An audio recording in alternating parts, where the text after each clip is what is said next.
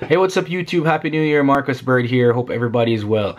I wanted to make this video on how to vlog for a long time, and I said why not make the video in the new year. So let's get going. You know, I'm not gonna have any long preamble or anything, so let's get right into the video. How to vlog 2016. I mean 17.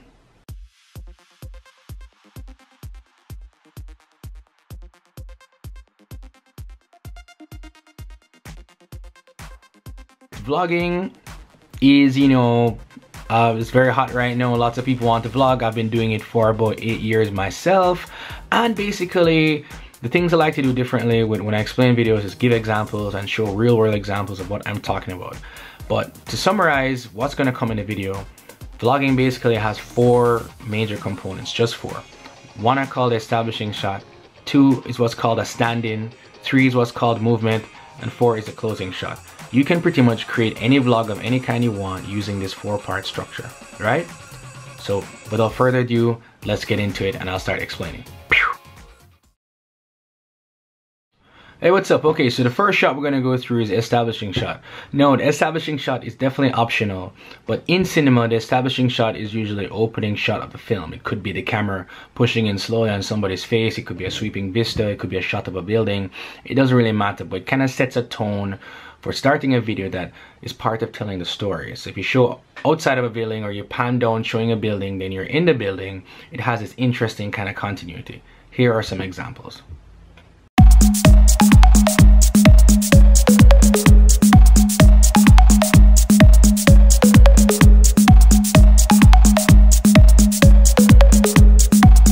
Now there are many ways to use this shot, and I only mention it because, it's an interesting creative tool that you can use as you make more and more videos, because that's what happens, like the more videos you make, the more you want to be creative, and sometimes you don't want to start every single video the same way. So this gives you like a tool to add a little flavor to your video if you normally start your videos just talking directly to the camera.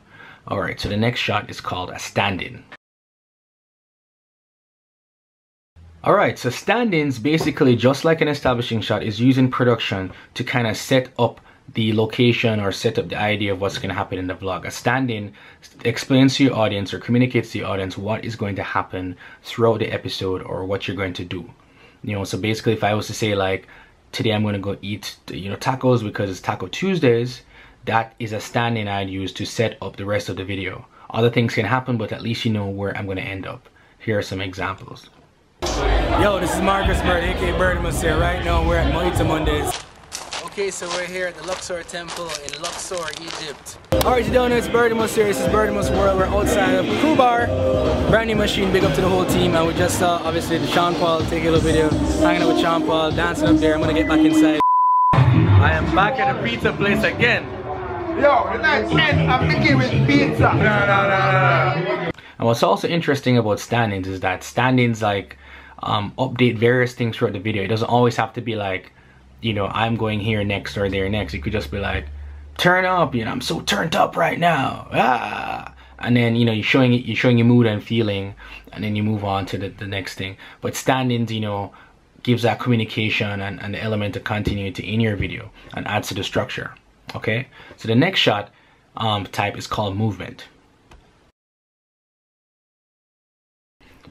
Alright, so whenever you're shooting a vlog, basically, if you're shooting all day or even shooting for an hour, there's going to be the passage of some kind of time where you're not shooting continuously.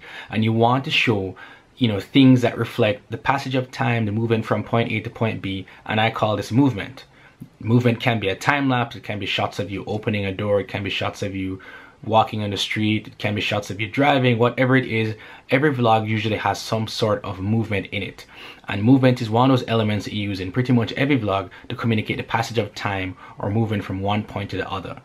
Now you can get really creative with movement, meaning how you demonstrate the passage of time, and here are a couple examples of how I've done that.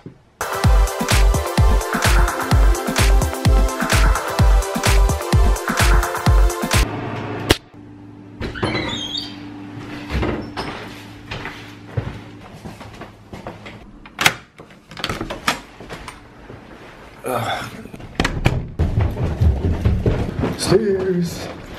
Endless staircase.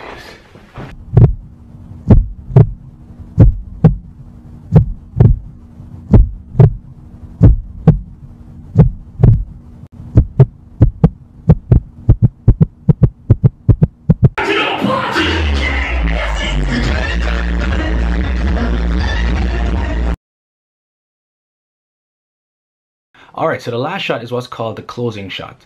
And the closing shot obviously is a shot at the very end of the vlog.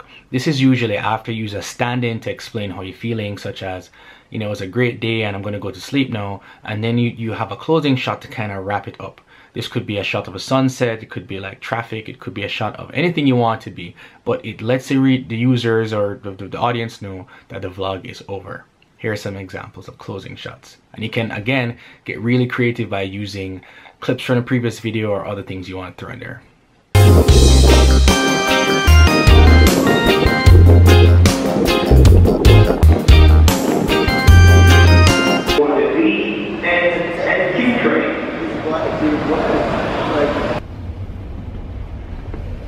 The next upbound train is now arriving on the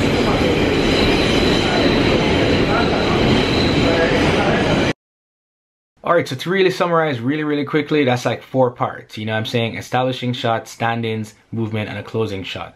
Now, for every vlog, you'll have multiple stand-ins and multiple movement shots, and you can decide how many you need. Usually, most vlogs have about 3 or 4 major stand-ins where you're explaining the action and what's going on. If you have lots of different people in the vlogs, there isn't much need to communicate everything because you or someone else is going to communicate it. And the closing shot, you know, is just something that is at the end of the video. But it gives you a structure to think about when you're shooting and making the videos to make life a lot easier. And this is basically how to vlog in a nutshell, because it gives you all the points you need, it gives you examples.